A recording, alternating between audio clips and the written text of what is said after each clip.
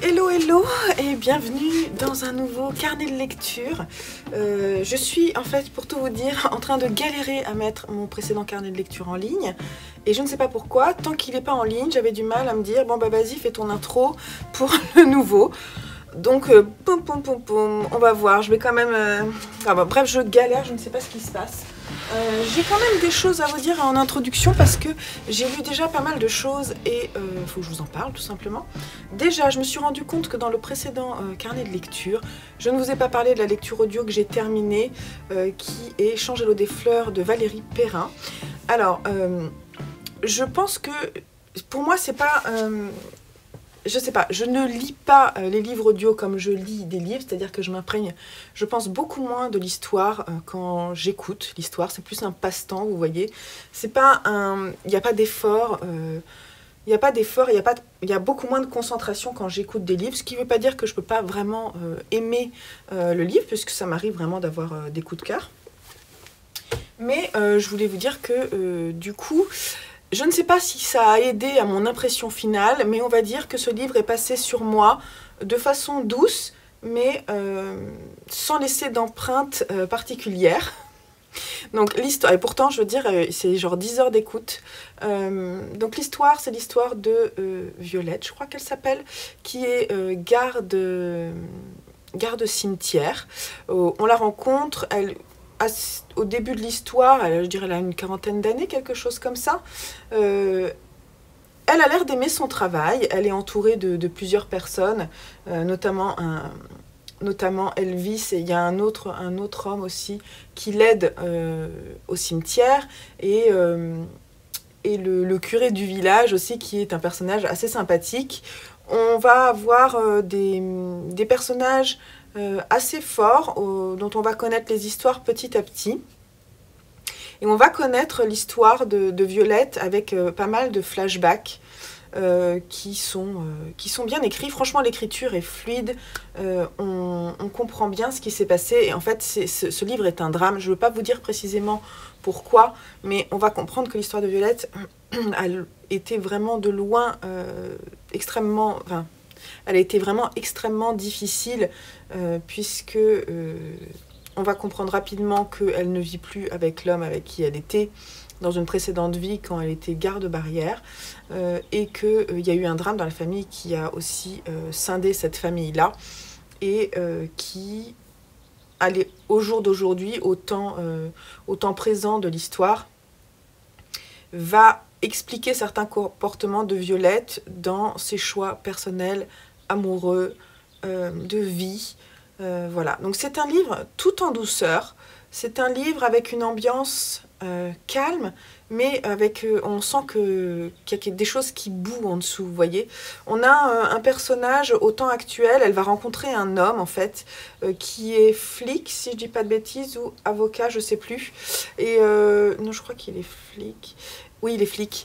Et en fait, il va s'intéresser à la vie de Violette et il va creuser là où il y a un moment où on n'avait pas creusé dans sa vie. Donc il va comprendre des choses, il va comprendre qu'il y a des choses qui n'ont pas été bien digérées et qui fait que Violette justement est vraiment sur la défensive. Et on va voir un petit peu comment tout ça prend place. Alors j'ai trouvé que c'était... Voilà, je pense que Valérie Perrin, c'est la première fois je crois que je lisais un Valérie Perrin. Elle écrit bien... Elle développe bien des contextes et elle développe bien ses caractères, ce qui fait que c'est vraiment très attendrissant. Elle parle aussi aux femmes et aux mères que l'on est avec des sujets forts. Je n'ai pas cependant senti des émotions fortes comme vous avez pu en sentir parce que ce livre m'a été énormément suggéré comme lecture. Donc je vous remercie vraiment pour ces conseils. En revanche, peut-être que j'ai fait l'erreur de le lire en audio parce que j'ai moins aimé. En fait, j'ai trouvé que c'était très fluide. J'ai pas trouvé que l'écriture était transcendante. Il y a des choses qui m'ont un petit peu embêtée. Ce sont les incipits des chapitres parce que elle y fait référence à des chansons françaises populaires. Et un peu, en fait, il y a toute l'ambiance du cimetière avec ce que les gens mettent sur les tombes. C'est pour ça que ça s'appelle Changer l'eau des fleurs, parce que Violette, elle adore les fleurs, elle adore les jardins. elle prend vraiment beaucoup de soin en fait à prendre, à s'occuper des tombes des défunts, et elle connaît toutes les personnes qui viennent. Donc il y a vraiment, ça devient un endroit chaleureux où les gens viennent parler des gens qu'ils ont aimés et qui ont disparu. Et puis donc ça, je trouvais que c'était vraiment très bien fait.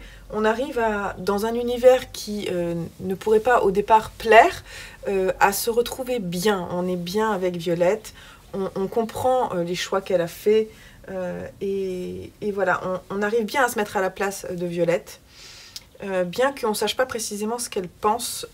Voilà. J'ai trouvé que c'était une très belle histoire, en fait.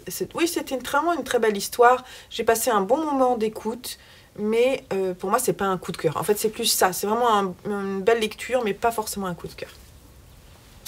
En tout cas, merci de me l'avoir conseillé, parce que c'est chouette de trouver des livres aussi, des livres audio qui sont des belles histoires, qui sont bien racontées. C'est très bien raconté, hein, je vous la conseille. Je l'ai écouté sur Audible. Donc ensuite, je suis en train de terminer la saga Arte. En fait, je dis que je suis en train de terminer, il me manque le chapitre 15 et le 16 est sorti, mais je crois que la bibliothèque, ils ne l'ont pas encore. Donc je suis en train de terminer ce qui est disponible.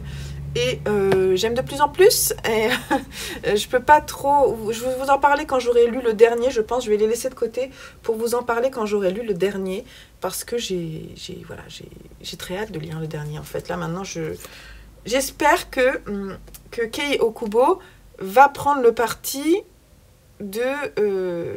voilà. Parce que là, il y a des choses très, très importantes qui se passent dans la vie d'Arte, des décisions qu'elle doit prendre.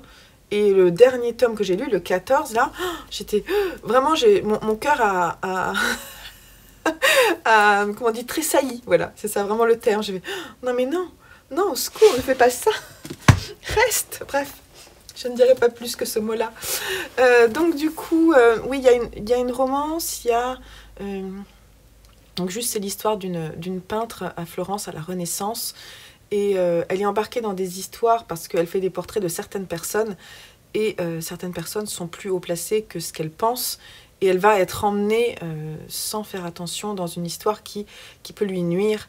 Et donc les personnes qui l'entourent et qui l'aiment vont l'aider, mais du coup, voilà, c'est assez terrible. Et sinon, pour terminer, on a fini de lire le premier tome de Nevermore. Alors franchement, on a mis quoi, 2 mois à le lire, voire plus. C'était long, hein.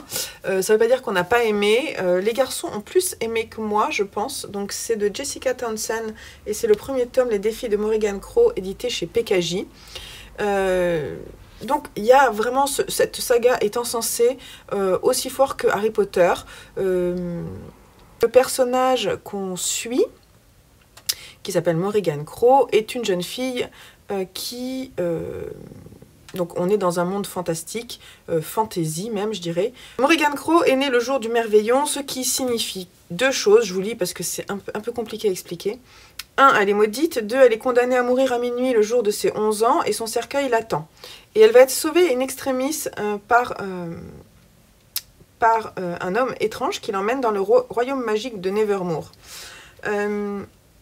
Elle s'apprête vraiment à mourir, donc elle a une relation avec sa famille très étrange, parce que sa famille n'a qu'une seule envie, c'est de ne plus penser à elle pour éviter d'avoir tout problème, parce qu'en plus, comme elle est maudite, tous les gens qui la croisent et qui ont des problèmes pensent que c'est à cause d'elle, donc personne ne l'aime vraiment, et...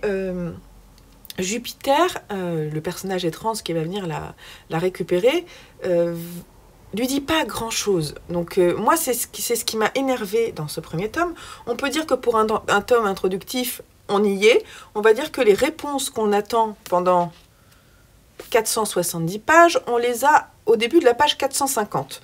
Donc pendant tout le roman, elle va passer des épreuves que des personnes de Nevermore de son âge doivent passer également. Elle va se lier d'amitié avec certains, elle va avoir vraiment des ennemis qui vont se mettre en place aussi. Et elle va passer des épreuves, chaque personne a un don, mais Morrigan, elle se rend bien compte qu'elle n'en a pas. Et donc pendant tout le développement de ces épreuves qu'elle passe, je ne vais pas vous dire si elle réussit, notamment les dernières, mais vous imaginez bien que les premières, elle les réussit, sinon il n'y aurait pas d'histoire. Eh ben, elle comprend pas qui elle est, elle comprend pas pourquoi elle est là. Elle a l'impression vraiment de, voilà, d'être comment on dit, un intrus dans ce monde.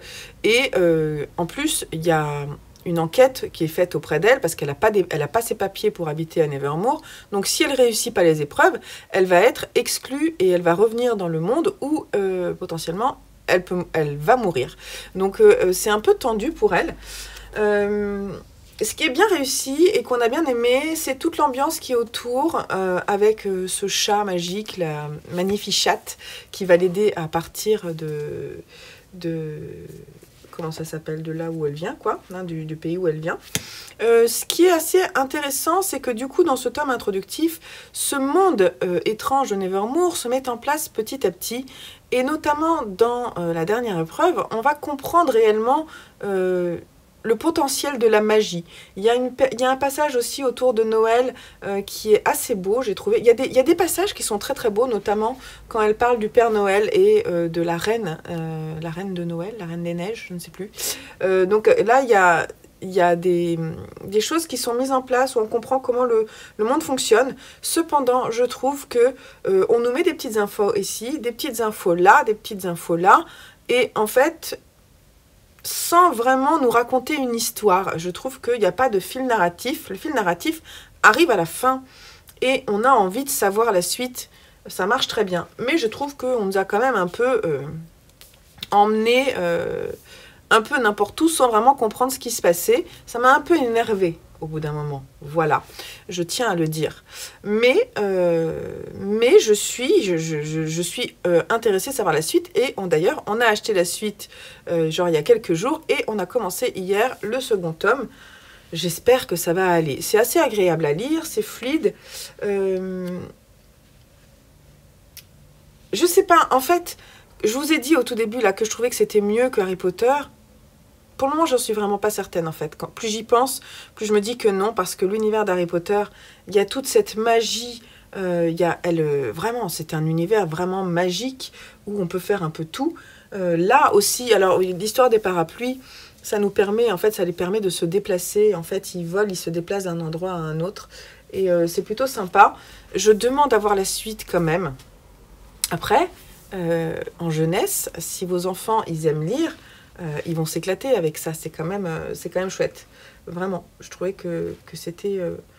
Ah, je suis un peu mitigée quand même, vous voyez, j'ai envie de savoir la suite. Je trouve que l'univers, il est prometteur, mais qu'on nous a un peu baladé. Voilà, donc c'est ce que je reproche un peu. À voir la suite, je vous en dirai plus dans 2 mois. Sauf si on arrive à lire un peu plus vite. Bon, et ben cette introduction est comme d'habitude très longue. Je vais faire quelques lectures et je reviendrai vous voir. J'ai commencé pas mal de livres et d'ailleurs j'en ai un peu trop en cours, donc je pense que là je vais terminer le livre des reines, le dernier livre que je lis dans le cadre de l'escale au Moyen-Orient de ce mois-ci. Et ensuite, je vais certainement en finir un qui est en cours, parce qu'en fait, c'est des livres, c'est soit des nouvelles, soit de la poésie, des choses comme ça. Mais je pense que je vais en finir un autre, puis après, je partirai dans les autres lectures que j'ai prévues. Mon rythme de lecture est un peu lent en ce début mars. Bon, j'ai eu pas mal de choses à faire. Rien de grave, c'est pas grave si ça ralentit un petit peu. Il n'y a pas mort d'homme. Voilà. Je vous fais des gros bisous. Je vous dis à plus tard. Et puis bon visionnage de la suite.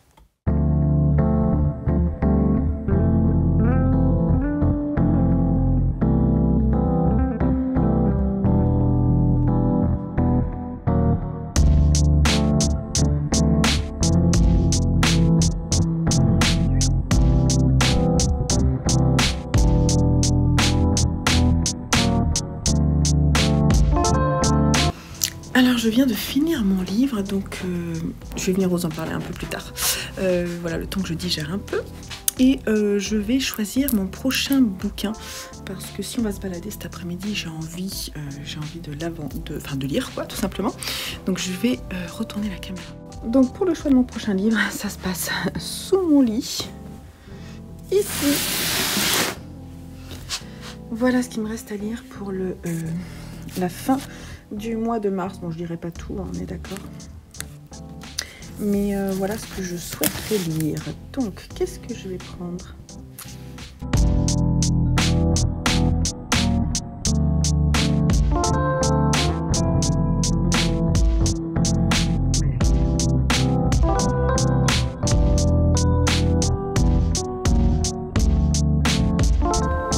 Alors, à ton avis, ça va être un bon choix, Pile ?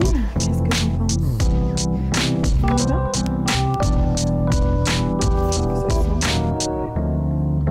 Histoire. Et sinon, sous les fesses de Pim, il y a la BD que je vais lire à un moment. Voilà.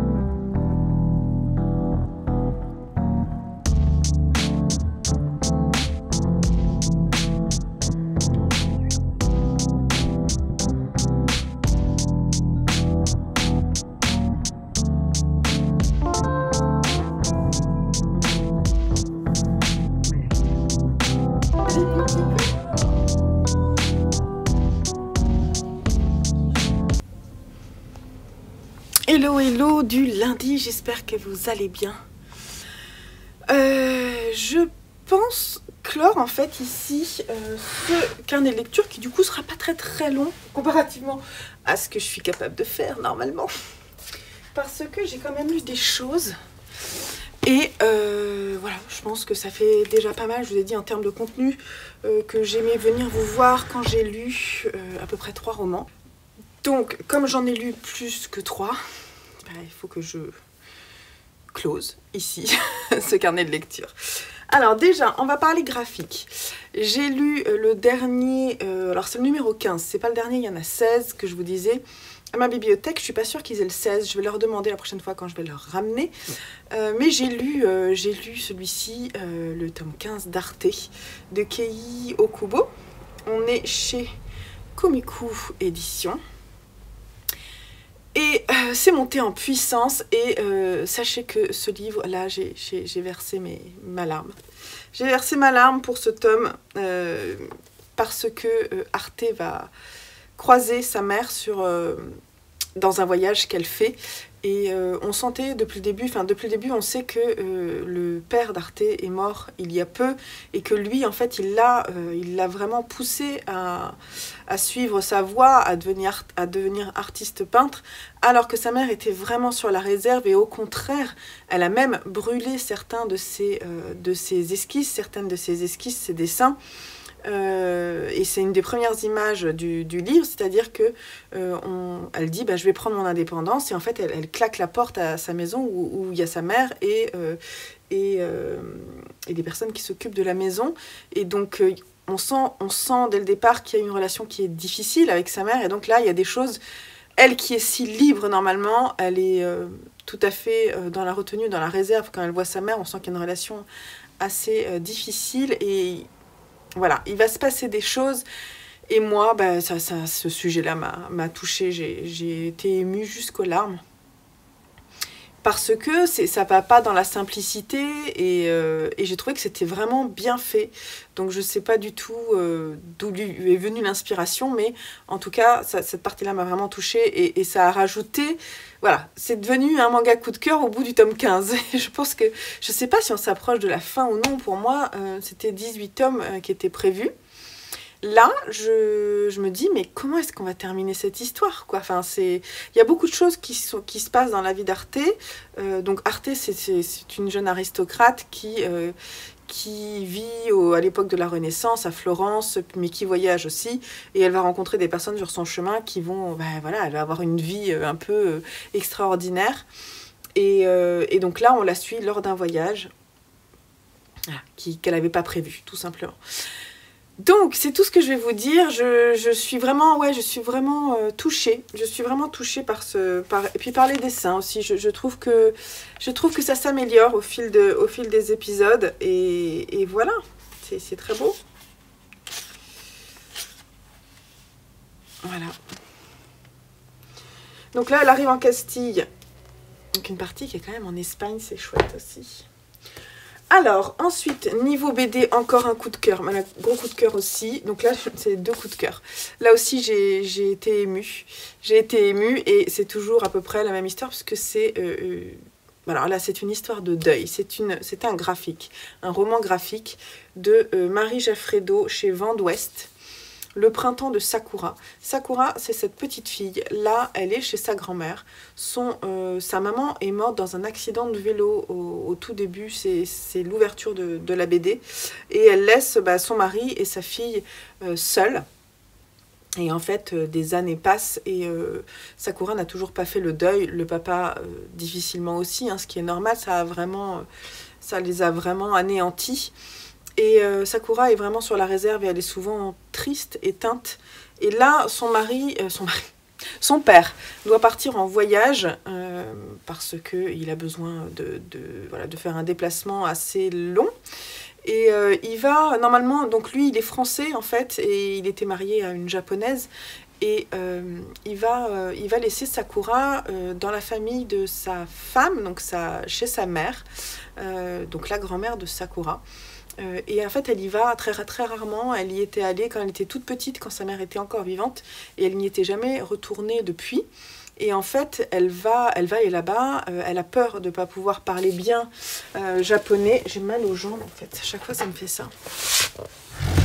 Elle a peur, elle est un petit peu inquiète des traditions qu'elle va y découvrir, de la relation avec sa grand-mère qu'elle connaît très peu, de pas comprendre ce qu'on lui dit, de pas être à sa place.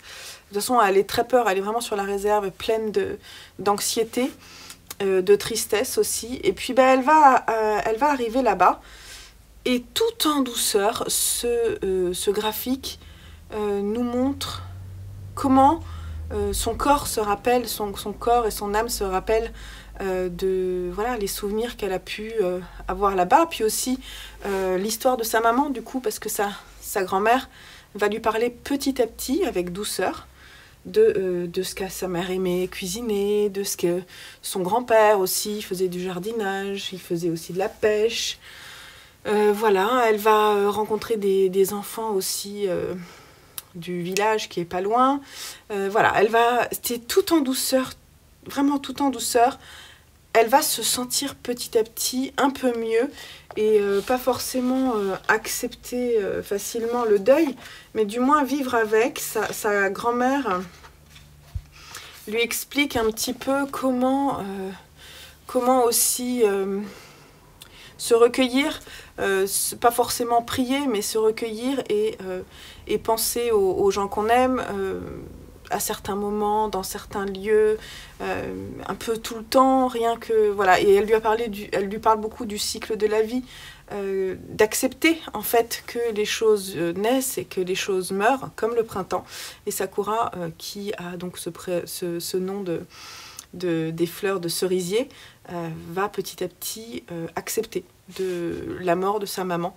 Et elle va sortir de ces quelques semaines avec sa grand-mère plus heureuse, plus épanouie. On va voir son journal, en fait, son père, avant de partir, lui offre un journal pour qu'elle puisse écrire, et elle colle des images dedans, elle colle des photos, tout ça, et en fait, j'ai trouvé ça très beau, et à un moment, elle cherche aussi la tombe de sa mère, parce que sa mère a été enterrée dans son village d'enfance. Et oui, j'ai trouvé que c'était très beau. Je vais essayer de vous montrer un petit peu des images. La douceur La douceur des traits rajoute aussi à la douceur de l'histoire. Vous avez vu, parfois, il n'y a vraiment pas beaucoup de texte. C'est vraiment, voilà, tout mignon. Moi, j'ai vraiment été touchée. J'ai trouvé ça très, très, très beau. Je vous la conseille.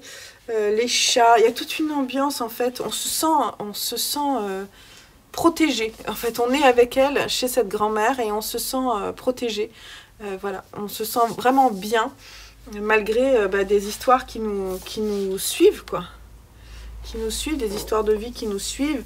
On peut réapprendre, je dis on, mais parce qu'en fait, on se projette, hein, forcément. Mais on peut réapprendre à vivre après un deuil. Et j'ai trouvé que c'était fait vraiment avec beaucoup d'intelligence. Vous pouvez montrer ça à vos enfants. Vous pouvez le lire vous-même, ça vous touchera. En termes de lecture roman, on a fini la lecture commune de le livre des reines de Jumana Haddad, qui est libanaise. J'aimerais, en fait, j'ai pas encore eu le temps d'écouter, je sais qu'il y a une émission France Culture qu'on a partagée sur la lecture commune, sur le fil de lecture commune. J'aimerais l'écouter parler de son livre. Je pense que c'est très intéressant. Ce livre a été écrit par Jumana Haddad. Là, il est édité chez Babel, dans la très belle collection Babel. Alors, c'est une chronique familiale qui se passe sur 3 générations, qui va aborder beaucoup de sujets. Donc, en fait, on va être au Liban, en Syrie, voilà. Et en fait, on va parler de toutes les guerres que ces pays-là ont vécues. Ça va commencer avec le génocide arménien, puisque la grand-mère qui s'appelle Kaya, hein, Kaya a vécu le génocide arménien. Elle a été séparée de ses frères. Elle a suivi sa mère qui a été abusée sexuellement, violée maintes fois. Bref, ça a été terrible. La première, alors en fait, c'est découpé en 4 livres. Le premier livre, c'est la grand-mère. Le second livre, c'est la petite fille. Le troisième livre, c'est la fille. Et le 4e livre, c'est l'autre petite fille, c'est ça? Arrière-petite fille de Kaya. C'est 4 générations. Petite fille de Cana, fille de Kadar. Alors, donc c'est pas dans l'ordre chronologique. On va en reparler après. Elles sont parties de certains pays, forcément, pour ensuite aller en Syrie avec le conflit israélo-palestinien, le Liban. Voilà, elles ont été percutées de plein fouet par l'histoire de leur pays, par leur choix de vie, d'union. Elles sont toutes rousses. C'est marrant parce que ça se passe pas toutes les générations, mais du coup, elles sont toutes avec une chevelure rousse et elles représentent toutes ces femmes qui ont vécu tous ces conflits et qui ont fait des choix de vie difficiles. Parfois, l'abandon d'un enfant, parfois la résilience. Il y a beaucoup de résilience. Et des tragédies qui les ont profondément touchées, à tel point que là on va parler beaucoup de suicide, on va parler beaucoup de suicide. Donc il y a beaucoup de trigger warning sur ce livre. Si vous êtes sensible, n'y allez pas, surtout que c'est très court, donc vous prenez ça vraiment en pleine face très rapidement. Ça commence d'ailleurs très très fort. Le génocide arménien, c'est une des premières fois moi que je lisais quelque chose là-dessus. La première partie ça m'a choquée, quoi. C'était vraiment très très violent. Je vous le conseille pas si vous êtes sensible. Alors, la première partie de ce livre, l'histoire de la grand-mère, je l'ai trouvée assez époustouflante. J'ai trouvé que le rythme du livre, la plume de l'autrice était très... comment dire, très... pas légère, mais très... comment on dit, elle nous emmène dans un rythme rapide mais bien construit. Voilà, elle nous emmène avec elle dans une histoire. Tout de suite, on est dans l'histoire, il n'y a pas de problème. Le second livre, qui va parler de la petite fille, nous emmène dans une histoire de vie complètement différente, dans une époque complètement différente. Et moi, j'ai été perturbée parce que j'étais persuadée, alors je l'ai bien vu écrit, hein, que c'était pas la fille de Kaya. C'est la petite fille de Kaya et la mère de Kamar. Et la fille de Kana, je vous ai pas dit. Elle s'appelle les 4 femmes, Kaya, Kanar, Kadar et Kamar. Et en fait, je me suis perdue. Je me suis perdue au second livre. Alors j'ai laissé passer du temps. J'avais envie en fait de le lire assez rapidement parce que c'est un livre assez court. Et finalement, j'ai pas pu le lire rapidement. Ce qui fait qu'à un moment, je l'ai repris. J'arrêtais pas de faire des allers-retours pour savoir, mais attends, on parle de qui? C'est la fille de qui? Je vois pas le rapport avec l'histoire d'avant. En fait, c'est pas tout de suite le rapport. Les rapports se mettent petit à petit en place. Et moi, j'ai perdu le fil. Donc la deuxième partie m'a perdue. J'ai trouvé en plus le personnage assez antipathique. Et ensuite, le second livre et le dernier livre m'ont beaucoup plu. La fin est extrêmement dure. Et en même temps, on s'y attendait, mais c'est la fin, il y a vraiment quelque chose... Enfin, on s'y attendait pas, mais vraiment, on s'y attendait pas. Mais c'était dans la suite logique des choses. Voilà. Mais du coup, j'ai eu des difficultés ensuite à repasser à la mère, alors qu'on avait déjà parlé de la fille. Moi, j'ai pas compris pourquoi elle avait fait ça. Je sais que certaines ont vraiment trouvé ça intelligent et particulièrement original, et qu'en plus, ça avait rythmé, on avait compris certaines choses. Bah, moi, j'ai trouvé que ça m'avait perdu, mais certainement parce qu'elles avaient quasiment les mêmes prénoms. Je savais plus de qui on parlait, alors qu'en fait, si on m'avait amené avec les prénoms des suivants, bah, je n'aurais pas été perdue à ce point. Et j'aurais mieux compris, mais c'est parce que je suis un peu neuneu. Hein. Peut-être que je le relirai un jour où j'aurai plus de temps. Je le relirai peut-être plus rapidement, parce que je pense être passée du coup à côté d'une grosse partie du texte et des choix narratifs de l'autrice. Donc c'est un peu dommage pour moi, mais je sais que d'autres ont vraiment au contraire trouvé ça très bien. Donc ne vous appuyez pas sur mes dires et ne vous dites pas oh là là je vais pas lire, ça m'a l'air compliqué. Non, ça l'est pas, c'est juste que moi à ce moment-là je me suis perdue. Ça peut arriver, hein, voilà. Mais c'est sûr que tous les prénoms se ressemblant, c'est pas forcément non plus évident, surtout si vous avez un rythme de lecture lent. Voilà. Voilà. Sinon, côté écriture, c'est bien écrit. Du coup, j'ai pas été touchée particulièrement. Je l'ai lu, j'ai été fortement intéressée. C'est tout à fait réaliste. C'est certainement inspiré en partie de la vie de Joumana Haddad, qui est elle-même libanaise, et je pense que c'est inspiré de sa grand-mère. D'ailleurs, c'est très intéressant. À la fin, elle parle à la première personne. Il y a une note au lecteur où elle parle de ça, bien sûr. Après, tout ce qui est évolution des autres générations, là, c'est de la fiction, mais je crois qu'elle n'a pas tout retrouvé, toute l'histoire de sa mère, mais elle sait que sa grand-mère a vécu le génocide arménien. Elle sait des choses, elle ne sait pas tout, parce que forcément, il y a beaucoup de choses qui ont été cachées. Mais elle sait qu'il y a des choses qui n'ont pas été dites, mais qui sont sous-entendues par beaucoup. Voilà. Ces générations ont tellement souffert que presque... On comprend pourquoi des choses ont été passées sous silence, mais ils ont vécu des choses atroces. C'est des atrocités sans nom, quoi. C'est vraiment, vraiment terrible. Voilà. Donc, j'ai trouvé... Alors, ce qui m'a choquée aussi, c'est que malgré tout, dans ce livre, les relations mère-fille, je trouve qu'il y a vraiment très peu d'entente, de discussion, d'échanges entre les mères et les femmes, peu de soutien. Alors que justement on se rend bien compte qu'il y a des choses que les mères cachent à leurs enfants, je ne sais pas pour quelle raison, pour les protéger certainement, mais en fait les enfants sauraient ce que les mères sont capables de faire pour leurs enfants, peut-être ça simplifierait les relations entre les familles. Ça, j'ai eu du mal en fait à l'accepter, vous voyez, parce que moi je suis tellement loin de moi, je pourrais jamais faire ça en fait, je pourrais pas avoir autant de secrets. Je sais pas, j'ai pas vécu tout ce qu'elles ont vécu, on est bien d'accord, mais parfois j'ai pas compris en fait pourquoi est-ce que tant de secrets étaient cachés. Voilà, pourquoi est-ce que on cache toutes les bonnes choses qu'on fait et on se donne une étiquette de quelqu'un de mauvais pour simplifier, pour se protéger. Je sais pas trop. J'ai des choses que j'ai pas trop compris, auxquelles j'ai pas adhéré, mais bon, parce que forcément d'un point de vue culture, je pense qu'on est très loin de ma culture. Et en fait, ça m'a ça m'a posé des questions sur le choix de ces femmes. Après, les choix de vie, c'est autre chose, mais enfin, quand on vous met au pied du mur, par exemple, on vous dit bah, vous pouvez garder qu'un de vos enfants et ce sera une fille, et les autres, vous devez vous en séparer.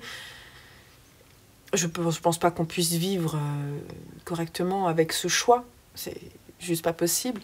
Mais voilà. Après, le cacher au reste, je sais pas. Voilà.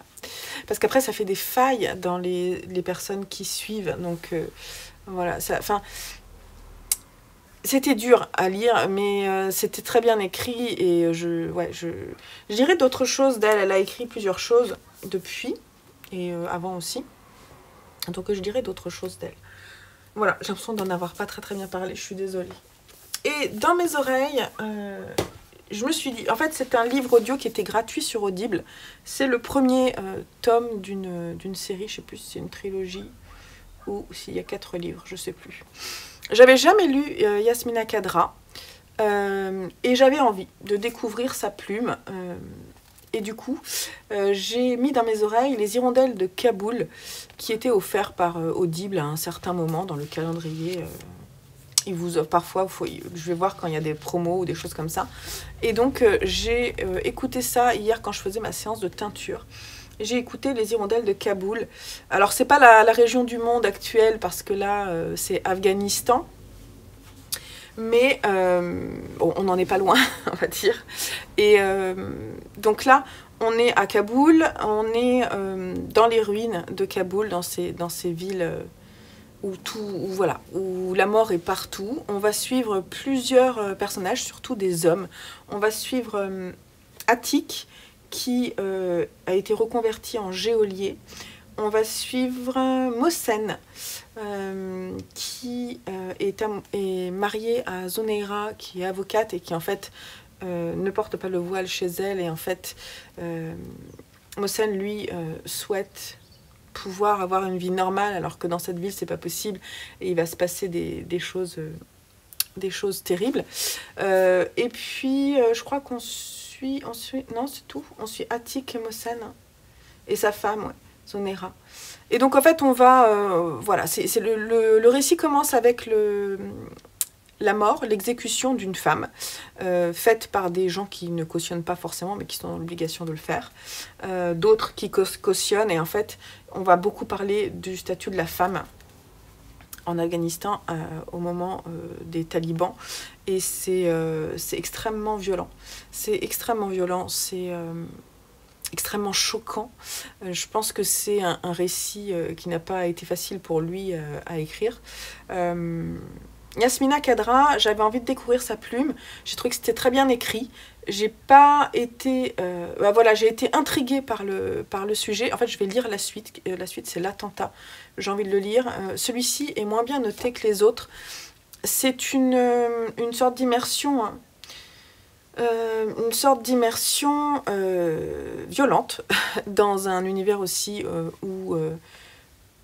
où la religion et l'extrémisme sont là pour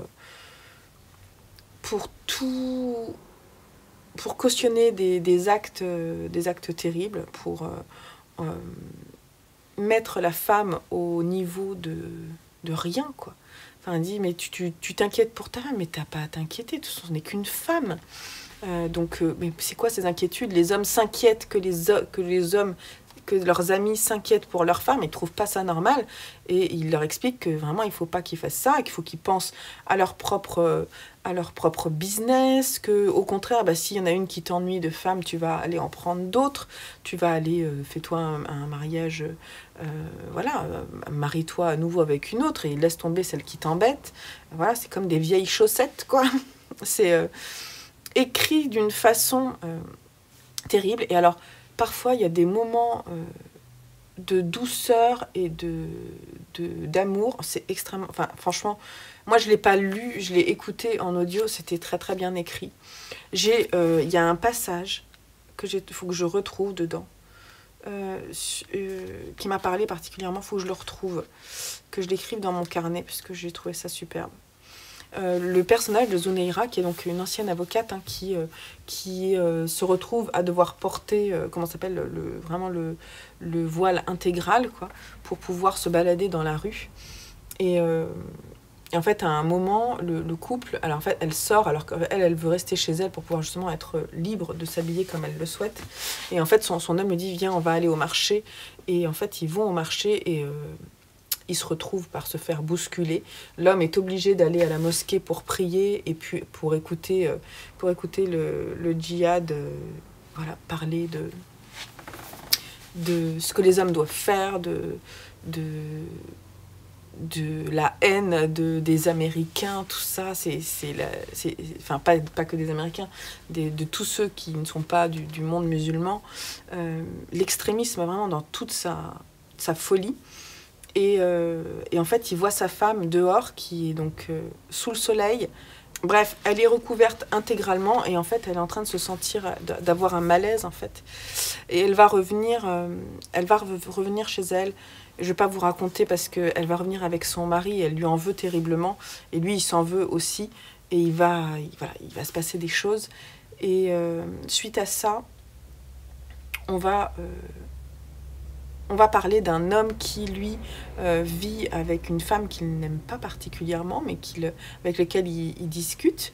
Et en fait, il va tomber amoureux. Et il ne va pas comprendre ce qui se passe. Et il va se transformer, en fait, avec l'amour. L'amour va lui ouvrir les yeux. Et ça me fait penser à l'histoire de Yasmina Khadra, parce que moi, au départ, je pensais que c'était une femme. Enfin, il y a un petit moment, maintenant, je sais que c'est un homme. Et respect, monsieur, parce que vous utilisez les 2 premiers prénoms de votre femme pour pouvoir écrire, justement, pour pouvoir faire cet hommage à toutes les femmes du Moyen-Orient. Donc moi, je dis oui. Je vais lire la suite. Je ne vais pas l'écouter en audio, je vais le lire parce que l'expérience lecture est vraiment très différente quand on écoute et quand on lit. Je pense que voilà, je vais aimer, je pense. Donc je vais continuer. L'avez-vous lu? Dites-moi en commentaire si vous connaissez cette saga et si vous avez lu la suite, l'attentat. Voilà. Donc une découverte en tout cas avec Audible, et ça c'est cool. Et bah écoutez, on va se terminer là-dessus parce que vous voyez c'est très très long, encore comme d'habitude, je ne sais pas parler doucement. Puis de toute façon je ne prépare rien en fait, donc ça arrive petit à petit, je pense à quelque chose, il faut que je vous le dise, puis je pense à autre chose, donc il n'y a pas vraiment de structure, j'en suis désolée. En fait je m'excuse, mais en fait non, je m'excuse pas vraiment, parce que ça sera comme ça, je n'ai pas le temps de préparer mes vidéos plus que ça. Je sais que parfois c'est un peu brouillon, mais en même temps ce sont mes impressions sur mes lectures, si j'ai aimé ou si j'ai pas aimé, puis je vous dis pourquoi. J'espère que ça vous intéresse quand même. Je vous fais des gros bisous, je vous dis à très très bientôt pour une prochaine vidéo, et j'espère encore faire de belles lectures. Il y a des coccinelles encore partout sur mes livres, je trouve ça trop mignon. Je vais essayer de vous filmer ça pour la fin.